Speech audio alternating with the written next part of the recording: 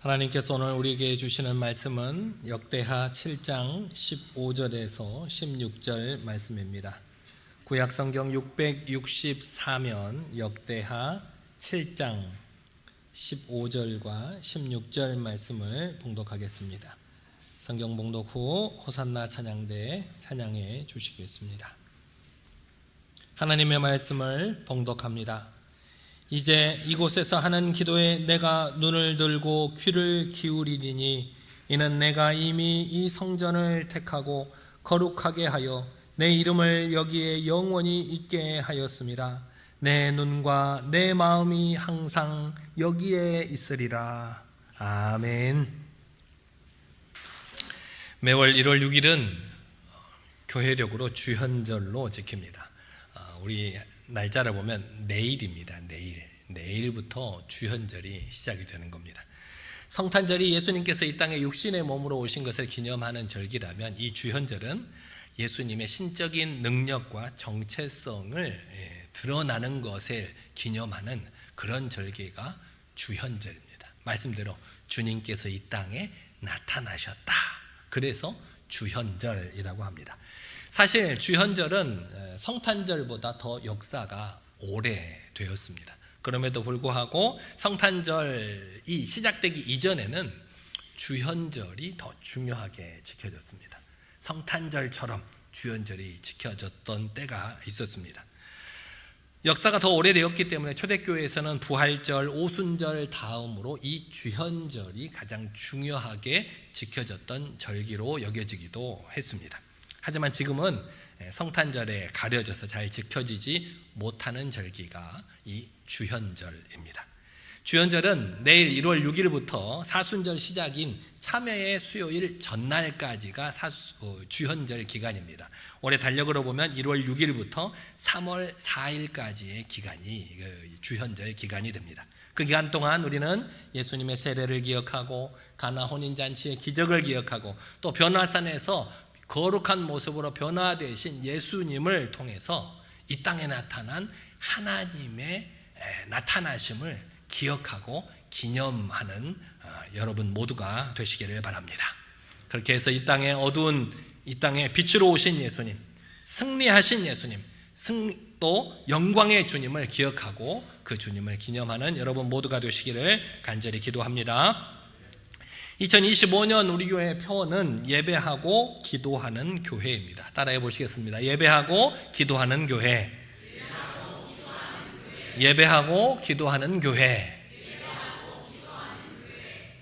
아니, 교회가 당연히 예배하고 기도하는 것이지 뭘 특별하게 예배하고 기도하는 교회라고 표어를 정했을까라고 궁금해하실지 모르겠습니다만 올 한 해 동안 예배도 하고 작년과 똑같이 예배하고 작년과 똑같이 기도하겠지만 그 무엇보다도 하나님께서 원하시는 예배로 하나님을 예배하고 또 바른 기도를 통해서 더욱 노력하자는 의미로 예배하고 기도하는 교회라고 표어를 정했습니다. 또 우리가 표어만 정하고 끝나는 것이 아니라 여러분이 송구영신 예배 때 2025년을 결단하면서 언약갱신 서약서를 다 작성해서 제출하셨을 줄 압니다. 그 언약갱신 서약서에 보면 주일을 성수하겠습니다. 헌금 생활을 성실하게 하겠습니다. 말씀을 읽겠습니다. 기도하겠습니다. 또 각자 개인과 하나님과의 약속을 거기에 적어서 내가 이것을 올 한 해 동안 최선을 다해 지키겠노라고 서약한 서약서입니다. 혹시 아직 쓰지 않으신 분들이 있으시다면 이렇게 써서 꼭 헌금함에 넣어주시기를 바랍니다. 그리고 오늘 여러분들이 받으신 믿음 생활 카드가 있습니다. 여기 있는 믿음 생활 카드를 첫 번째 장을 열어보시면 이 언약갱신 서약서에 나온 것들이 내용이 비슷하게 나와 있습니다. 그래서 여러분들께서 여러 가지를 잘 체크하시고 년월일 자신의 이름을 꼭 써주십시오. 여러분 이거 가지고 다니다가 누가 떨어뜨려도 누구 건지 알아야 돌려줄 수 있죠. 그래서 이름을 꼭 써주시고 거기에 보면 예배 생활을 체크하게 되어 있습니다. 주일 예배를 체크하게 되어 있고 그 밑에는 전도 생활, 내가 올 한 해 꼭 한 명 이상씩 전도하리라 마음 먹고 그 밑에다가 전도자를 적고 그 전도자를 위해서 기도하고 만나는 그런 과정들을 체크하게 되어 있고 오른쪽 위에 보면 새벽 기도라고 되어 있는 데가 있습니다. 그것은 기도를 체크하는 란으로 여러분이 확인자 사용하시면 좋겠습니다. 그래서 내가 올 한 해는 하루에 몇 분씩 기도하기로 약속했다라고 하면 그 새벽 기도 옆에다가 몇 분이라고 목표를 적어놓고 매일매일 여러분들이 내가 몇 분씩 기도한 것들을 거기에다가 일일이 체크를 해 주시면 됩니다. 그 밑에 그 외에도 교회를 위한 기도, 가정을 위한 기도, 개인을 위한 기도를 적어놓고 수시로 보면서 기도하시고 뒤쪽으로 넘어가 보시면 말씀 생활, 우리 말씀 카드가 있습니다. 그래서 매일 제가 말씀을 몇 장씩 읽겠습니다 약속하신 목표를 또 한쪽에 적어 놓으시고 매일매일 여러분이 읽으신 성경 말씀을 체크해 나아가시면 됩니다. 여러분이 이렇게 접으면 여러분 성경책에 딱 들어갑니다. 그렇게 해서 여러분 성경책에 꼽아놓고 매일매일 예배하고 기도하고 말씀 보고 또 전도하는 것들을 통해서 여러분이 여러분 스스로가 예배하고 기도하는 성도가 다 되어 주시기를 바랍니다. 이렇게 동함교회 모든 성도들이 참석하는 예배 시간, 또 기도 시간, 여러분이 읽으신 말씀 장수, 또 전도를 커다란 온도계에 표시하려고 믿음의 온도계라고 하는 온도계를 준비했습니다. 여러분 보셨습니까? 여러분 현관에 들어오시면 커다란 온도계가 이렇게 준비되어 있습니다. 그 온도계에 여러분이 참석한 예배 시간, 또 기도 시간, 읽으신 성경 말씀, 전도가 모여져서 이 온도계의 온도가 올라가게 됩니다. 그래서 우리가 올 한 해 동안 주일 예배는 물론이고 찬양 예배, 새벽 기도, 수요 성경 공부, 금요 기도회 등에 반드시 참여하겠노라고 결단하고 내가 올 한 해는 하루에 몇 분씩은 꼭 기도하겠다고 결단하고 내가 하루에 몇 장의 말씀을 읽겠다 결단하고 올 한 해는 꼭 한 사람 전도하겠다고 결단한 것을 실천하시고 주일날 교회에 오시면 한 주간의 기도 시간과 읽으신 성경 장수를 그 믿음의 온도계 앞에 있는 쪽지가 있습니다. 여러분 이렇게 쪽지가 준비되어 있어서 내가 이번 한 주간 기도를 몇 분 했습니다. 성경 읽기는 몇 장 했습니다를 개인적으로 적으셔서 그 함에다가 넣어주시면 됩니다. 그러면 여러분들이 예배 참석과 여러분이 기도 시간과 그 성경 장수를 모두 합해가지고 거기에 있는 믿음의 온도계 온도를 조금씩 올려가려고 합니다. 몇 사람만 열심히 하면 믿음의 온도계가 올라가지 않습니다. 나 아니어도 다른 사람들이 열심히 하겠지 라고 생각하시면 안 됩니다. 왜냐하면 여러분 옆 사람도 똑같이 생각하고 있기 때문입니다. 그래서 내가 안 하면 다른 사람도 안 한다고 생각을 해야 됩니다. 올 한 해 내가 결단한 것들을 열심히 해보리라 라는 마음으로 열심히 예배를 참석하고 한 번이라도 또 성전에 나와서 예배드리고 또 기도하고 말씀 보고 또 전도함을 통해서 믿음의 온도를 쑥쑥 올려가는 저와 여러분 모두가 되시기를 바랍니다. 우리 지금 이 순간에는 우리는 너무나도 급변하는 사회를 살아가고 있습니다. 이렇게 나이가 들면 들수록 세월이 화살과 같이 빠르게 지난다고 말은 들었지만 우리가 살아가는 시대는 그 변화의 속도가 예전과는 너무나도 확연하게 다릅니다. 눈 떠보면 새로운 것이 나와 있고 눈 떠보면 또 새로운 것을 배워야 되는 그런 시대를 살아가고 있다는 겁니다. 이런 사회 속에서 우리가 어떻게 예배하고 기도하는 교회가 될 수가 있는가? 우리가 숱하게 어제도 작년에도 또 몇십 년 동안 숱하게 예배하고 기도하여 왔는데 우리는 어떻게 예배하고 기도하는 성도가 되라고 하는 것인가? 하지만 교회는 예배 공동체입니다. 예배. 교회의 중심이 예배라는 겁니다.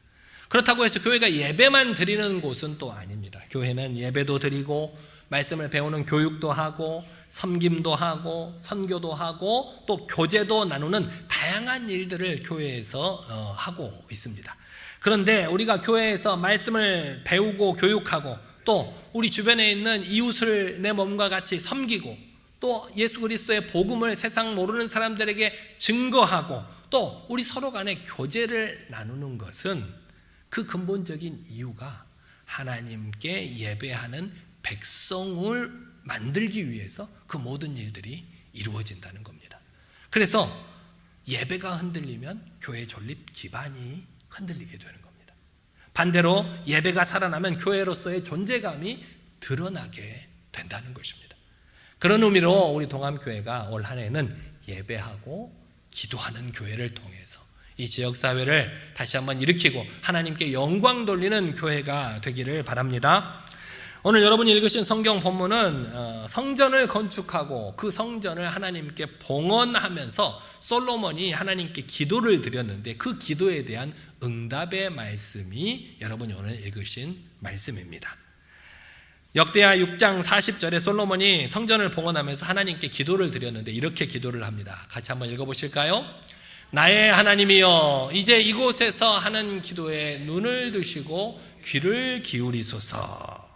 대표적으로 이렇게 기도했지만 6장 12절부터 6장 마지막까지 보면 솔로몬이 하나님께 성전을 건축하고 나서 이렇게 기도한 것들이 쭉 나와 있습니다. 이곳을 향하여 기도할 때에 또 주의 제단 앞에서 맹세하거든, 주의 성전에서 주께 빌며 간구하거든, 주의 성전을 향하여 기도하거든, 이 성전을 향하여 손을 펴고 무슨 기도나 무슨 간구를 하거든, 이방인들이라도 이 성전을 향하여 기도하거든, 주께 기도하거든, 이 성전이 있는 쪽을 향하여 기도하거든, 하나님 그 기도를 들어주시옵소서라고 솔로몬이 하나님께 부탁을 드렸다는 거예요. 그 기도에 대한 응답이 오늘 15절 16절 말씀인데 15절 말씀에 뭐라고 응답하십니까? 이제 이곳에서 하는 기도에 내가 눈을 들고 귀를 기울이리니. 역대하 6장 40절에 하나님, 내가 이곳에서 하는 기도에 눈을 드시고 귀를 열어주시옵소서라고 솔로몬이 부탁을 드렸죠. 눈을 드시고 귀를 열어달라는 소리는 눈을 감지 마시고 우리들의 면모를 항상 살펴주시옵소서, 귀를 열어서 예민하게 우리가 드리는 기도에 응답하여 주시옵소서라고 하는 뜻입니다. 그 기도에 하나님께서 정말로 눈을 들고 귀를 기울이겠다고 약속하고 계시는 것입니다. 그래서 시편 기자는 시편 121편 4절에 이스라엘을 지키시는 이는 졸지도 아니하시고 주무시지도 아니하시리라 라고 말씀하신 것입니다. 그 하나님의 기도가 응답되어서 하나님께서는 졸지도 주무시지도 않으시고 우리를 살펴보시고 우리의 세미한 음성에도 응답하시는 하나님이심을 믿으시기를 바랍니다. 그리고 본문 뒤 16절에 하나님께서는 이 솔로몬이 봉헌한 이 성전을 택해서 거룩하게 하시고 그곳에 하나님의 영원한 이름을 있게 하시고 내 마음과 내 눈이 항상 성전에 있으리라 라고 응답하신 것을 볼 수가 있습니다. 이렇게 하나님께서 성전을 하나님께 올려드리고 그 성전을 위해서 기도할 때 이렇게 해 주시옵소서라고 기도한 그 솔로몬의 기도에 응답하여 주심으로 내 눈과 마음이 항상 있는 이 성전에서 드리는 기도에 응답하시겠다고 약속해 주셨지만 그 약속에는 조건이 있었습니다. 조건이. 하나님의 말씀에 순종하면 축복하시겠지만 말씀에 불순종하면 이스라엘 백성이라도 멸망시키시고 이 성전도 버리시겠다고 말씀하셨다는 것입니다. 그리고 하나님께서 하신 이런 약속은 이스라엘의 역사 가운데 그대로 성취되었습니다. 어떻게 성취되었을까요?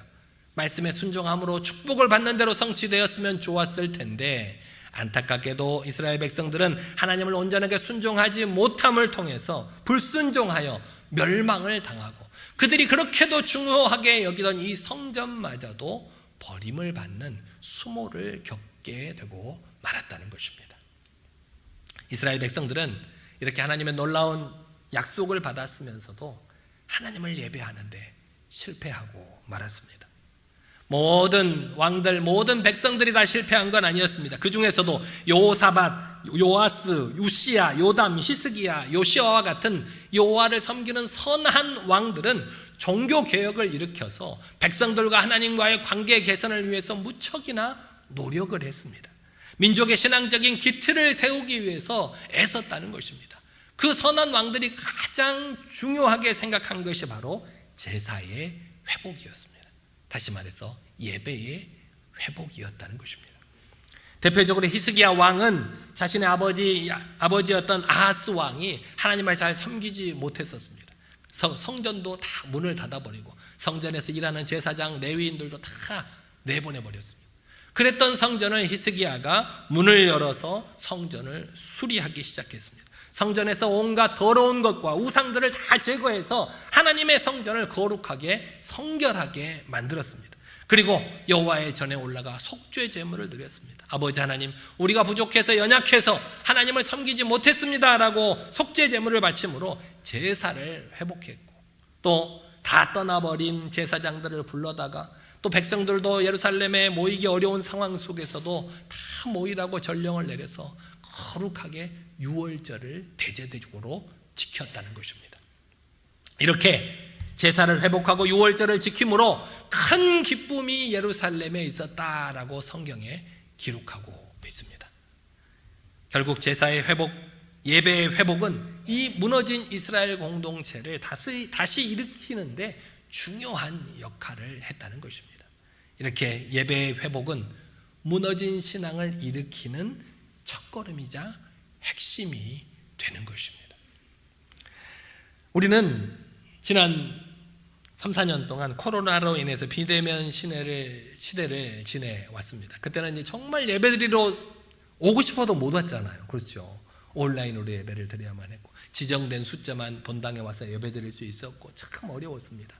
물론 그런 어려운 시대에 우리가 온라인으로 비대면으로 예배를 드리기는 했지만 그것은 우리 자신을 위한 것이 아니었습니다. 내 이웃을 내 몸과 같이 사랑하라고 하신 그 주님의 말씀을 실천하고자, 혹시 모를 전염병이 나를 통해서 사회에 퍼지는 것을 막고자 집에서 비대면으로 예배를 드리기는 했지만, 그 시간이 오래됨에 따라서 우리에게 잘못된 예배 습관이 우리 삶을 지배하기 시작했습니다. 나도 모르게 편하게 예배드리는 것이 습관되어 버리고, 그것이 결국은 우리의 신앙을 무너뜨리는 결과를 낳게 되었다는 것입니다. 그래서 무너진 우리의 신앙을 바로 세우기 위해서 가장 먼저 회복해야 될 것이 바로 예배의 회복입니다. 예배의 회복. 예배의 회복이라고 하니까 우리가 주일날 이렇게 성전에 나와서 드리는 이 예배를 열심히 잘 드리는 그런 것만 생각하기 쉬운데, 예배의 회복은 이런 예전적인 예배의 회복뿐만 아니라 우리가 일상을 살아가는 우리의 삶을 하나님께서 받으실 만한 예배로 드리는 것까지를 의미하는 것입니다.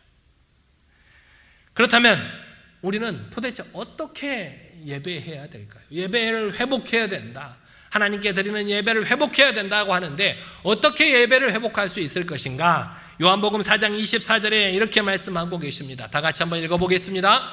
하나님은 영이시니 예배하는 자가 영과 진리로 예배할지니라. 아멘.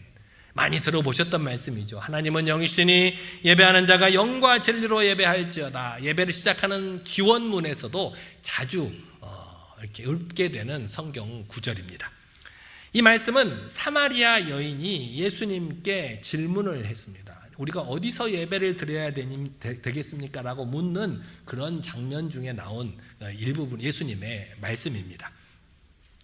예수님께서 사마리아 지방을 일부러 찾아가셨습니다. 왜냐하면 유대인들은 사마리아 사람을 아주 무시했고 비난했습니다. 그래서 그 사마리아 지역을 지나가지도 않았어요. 반드시 지나가야 될 일이 있으면 어떻게 갔을까요? 어떻게 갔을까요? 돌아서 갔어요. 그 사마리아 지역을 지나지 않고 옆 동네로 돌아서 가기까지 했다는 것입니다. 그럼에도 불구하고 예수님은 그 사마리아 지역을 찾아가셨습니다. 왜 그러셨을까요? 그 여인을 만나기 위해서였습니다. 만나서 이런저런 얘기를 하다 보니까 이 여인이 이분이 참 선지자인 것을 깨달았습니다. 정말 예배하고 싶은 마음이 있었는데 마음에 거리끼는 게 하나 있었어요.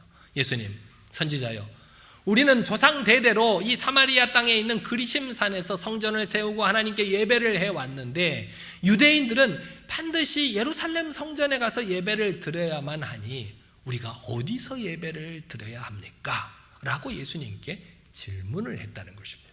그 질문에 대한 대답이 오늘 4장 24절, 하나님은 영이시니 예배하는 자가 영과 진리로 예배할지니라 라는 대답입니다. 여인의 질문과 예수님의 대답이 맞는 것 같아요? 맞아요? 여인은 어디서 예배를 드려야 하겠습니까? 라고 물었는데 예수님께서는 거기에 대한 대답을 하지 않으시고 영과 진리로 예배할지니라 라고 예배의 장소가 아닌 예배의 방향성에 대해서 말씀을 하고 있는 것을 볼 수 있습니다. 왜 그러셨을까요? 예수님께서 하신 말씀은 어디서 예배를 드리느냐가 중요한 것이 아니라 예배 드리는 사람이 영과 진리로 예배 드리는 것이 중요하다고 그녀에게 말씀하고 계신 것입니다. 오늘도 눈길을 뚫고 오느라 고생이 많으셨죠.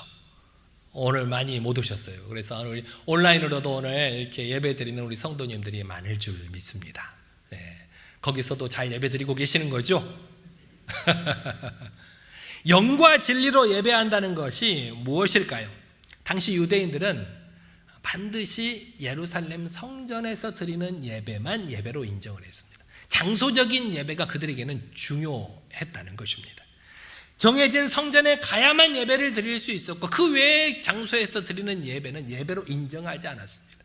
그래서 유대인들은 이 사마리아인들이 자기들이 살고 있는 그 그리심산에서 성전을 세워서 하나님께 예배하는 예배를 예배로 인정하지 않았다는 것입니다. 그런데 예수님께서 오늘 말씀하시기를 뭐라고 말씀하셨습니까? 영과 진리로 예배할지니라. 여기서 영이라고 하는 것은 뭐냐면 우리의 마음을 뜻합니다. 즉 참된 예배의 장소는 이것도 아니고 저것도 아니고 내 마음의 중심이라는 것입니다. 우리 마음을 다하여 드리는 예배가 하나님께서 받으실 만한 예배라는 것입니다. 여러분은 지금 몸은 여기 와 있는데 생각은 다른 곳에 가 있다면 오늘 예배 끝나고 나서 오늘 이렇게 약속이 있는데 친구들하고 그 약속 어디서 뭘 만나지? 어디서 뭘 먹지? 어디 가서 이렇게 재밌게 놀지? 몸은 여기 나와 있는데 생각은 그렇게 다른 곳에 가 있다면 그 예배는 영으로 드리는 예배가 아니라는 것입니다. 하나님께 나오면서 하나님께서 나의 죄를 용서해 주신 것에 대한 감격하는 마음이 없다면 하나님께 예배드리면서 내가 온 마음을 다해 하나님께 집중하지 못한다면 그것은 영으로 드리는 예배가 될 수 없습니다. 또 하나님 예수님께서는 진리로 예배를 드리라라고 말씀하셨는데 진리라고 하는 것은 가식 없이 참되게 드리는 예배를 진리로 예배를 드린다라고 표현하는 것입니다. 예배를 드리면서 나는 그래도 직분을 가지고 있기 때문에 다른 사람보다 더 거룩한 사람이다라고 생각한다면 나는 봉사를 여기저기 많이 했기 때문에 나는 당연히 하나님께 예배드릴 자격이 있다고 생각한다면 그 사람은 진리로 예배를 드리는 사람이 될 수가 없습니다.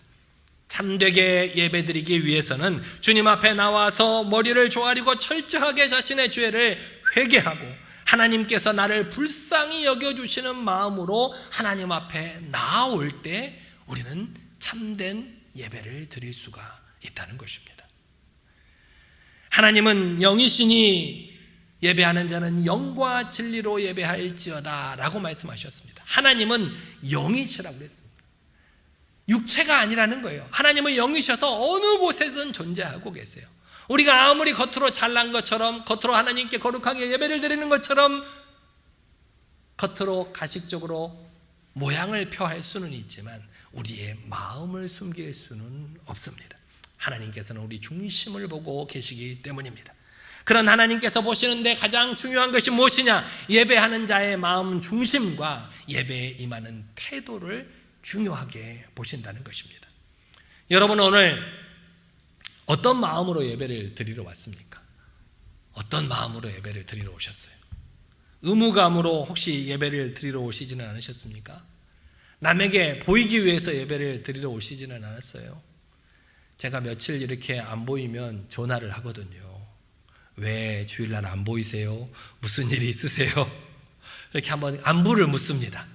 목사님이 또 전화할까봐 혹시 예배 드리러 나오신 분은 안 계실까요? 우리 애들은 어때요? 우리 애들은 부모님의 성화 때문에 예배 나오는 경우가 많죠. 얘들아 빨리 준비해야지, 빨리 씻고 가서 예배 드리자. 겨우겨우 달래고 얼러서 예배 드리러 나오는 경우도 있습니다. 하지만 하나님께서 참으로 받으시기를 원하시는 예배는 진정한 마음으로 내가 원함을 통해서 하나님께 나오고 하나님께 나와서 나의 한 주간의 죄를 철저하게 회개하는 마음으로 엎드리는 마음으로 드리는 예배를 하나님께서 기뻐하신다는 것입니다. 그래서 올해는 예배 첫 시작 부분에 참회 기도 시간을 놓습니다. 예배 시작할 때 내가 지난 한 주간 나의 지었던 모든 죄들을 주님 앞에 간절하게 고백하고 회개함을 통해서 우리가 드리는 예배가 하나님께서 정말 받으실 만한 예배가 될 수 있도록 그런 기도의 순서를 넣은 것입니다. 유대인들도 이방인 사마리아 여인도 우리도 모두 다 하나님께 예배하기를 원합니다. 다 예배하기를 원해요. 그런데 하지만 모두가 자기가 원하는 방식대로 예배합니다. 구약에 있는 많은 왕들과 제사장들은 자기 시대와 상황에 맞게 자기 마음대로 자기가 원하는 대로 예배를 드렸고 자기가 원치 않으면 언제든지 성전 문도 닫아버리고 예배를 드리지 않았던 적도 많이 있었습니다. 오늘 여러분 또 말씀 중에 있었던 사마리아 여인은 무슨 예배를 원했습니까? 자기들이 살고 있는 땅에서 드리는 예배를 원했습니다.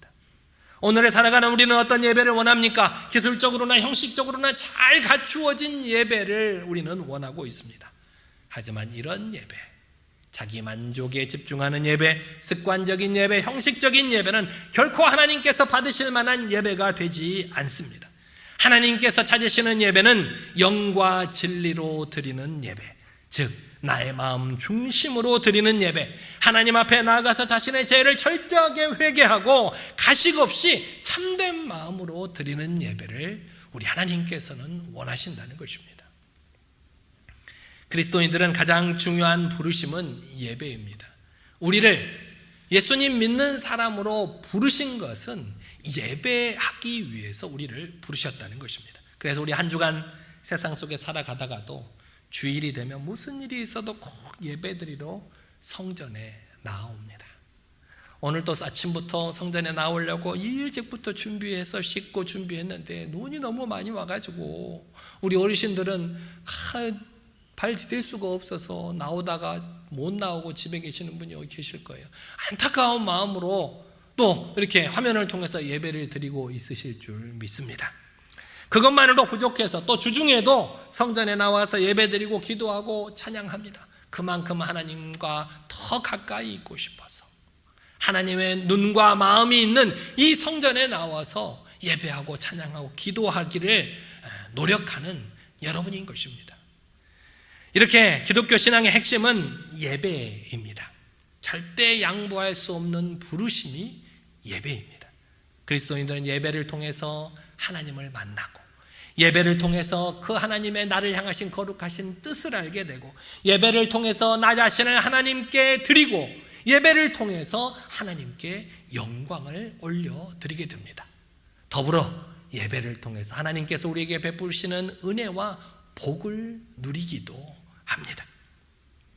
하지만 이 땅에 있는 많은 그리스도인들이 이렇게 영과 진리로 하나님께 예배를 올려드리는 것보다 예배를 통해서 예배의 환경이 어떤가? 예배 드릴 수 있는 환경이 잘 갖춰져 있는 교회가 어느 교회인가? 예배를 통해서 내가 얻을 수 있는 것 위안은 뭔가? 내가 하나님께 예배 드림으로써 불안한 마음을 가셔지고 또 위안을 얻을 수 있는 것이 어떤 것이 있는가? 또 교회가 제공하는 프로그램을 통해서 내가 얻을 수 있는 것에 더 관심을 많이 가지고 그것을 더 중요하게 생각하는 성도들이 참으로 많이 있습니다.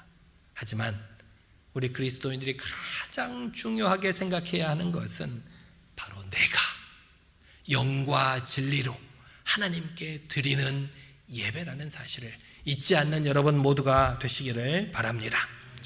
그래서 오늘 한 주간, 이번 한 주간이 새해 첫 주간인데 이 한 주간에는 여러분이 하나님께 내가 하나님 앞에 어떻게 예배를 드릴 것인가, 내 평생 예배드리고 기도해 왔는데 올 한 해에는 어떻게 하나님께 한 걸음 더 나아가는 예배를 드릴 것인가, 또 하나님의 눈과 마음이 항상 있는 이 성전에 얼마나 자주 나와서 예배를 드릴 것인가 고민하고 결단하는 이 한 주간이 되시기를 바랍니다.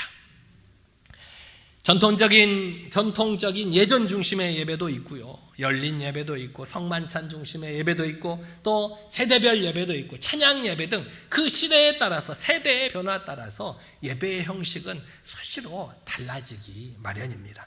하지만 어떤 형식의 예배이든 하나님께서 받으실 만한 영광스러운 예배가 되기 위해서는 하나님의 눈과 마음이 있는 자리가 이 자리라는 것을 인식하시고, 이 하나님 앞에 나와서 내 마음을 다하여 나의 죄를 회개하며 참되고 가식 없는 마음으로 하나님께 영과 진리로 예배드릴 수 있는 저와 여러분 모두가 되시기를 간절히 기도합니다.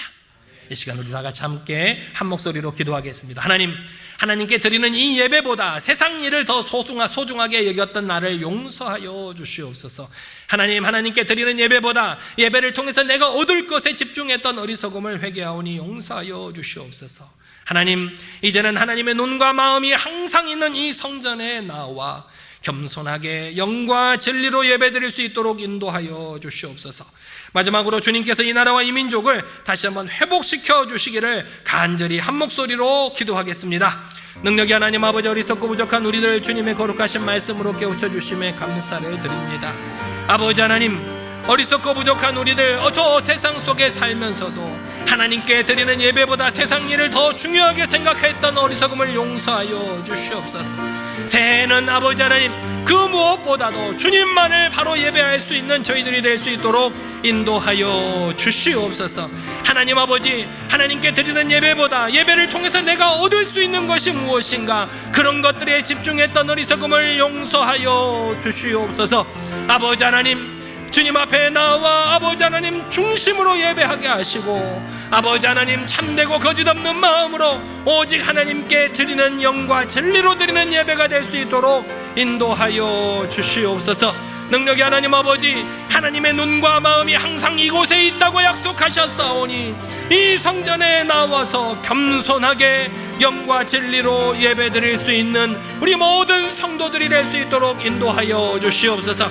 능력이 하나님 아버지, 이 나라와 이 민족이 지금 여러 가지 고통과 혼란의 시대를 지나가고 있습니다. 아버지 하나님, 주님의 공의와 정의로 다스려지는 이 나라와 민족을 위해서 일하는 많은 위정자들이 세워지게 하시고, 우리 믿는 사람들이 더욱더 나라와 민족을 위해서 기도할 수 있도록 역사하여 주시옵소서. 주님의 능력의 손길을 펼치셔서 이 나라와 이 민족이 마지막 시대에 쓰임받는 나라와 민족이 될 수 있도록 인도하여 주시옵소서.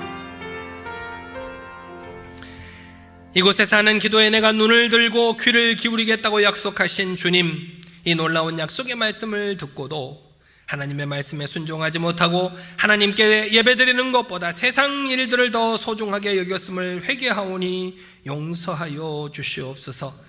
하나님께 드리는 예배보다 내가 얻을 것에 집중했던 어리석음을 용서하여 주시옵소서. 이제는 하나님의 눈과 마음이 항상 있는 이 성전에 나와 겸손하게 영과 진리로 예배드릴 수 있도록 우리를 인도해 주시옵소서. 성전에서 드리는 예배뿐만 아니라 우리가 살아가는 일상의 삶도 하나님께 예배로 드릴 수 있도록 우리에게 힘과 능력을 허락하여 주시옵소서. 예수님의 이름으로 기도드리옵나이다. 아멘.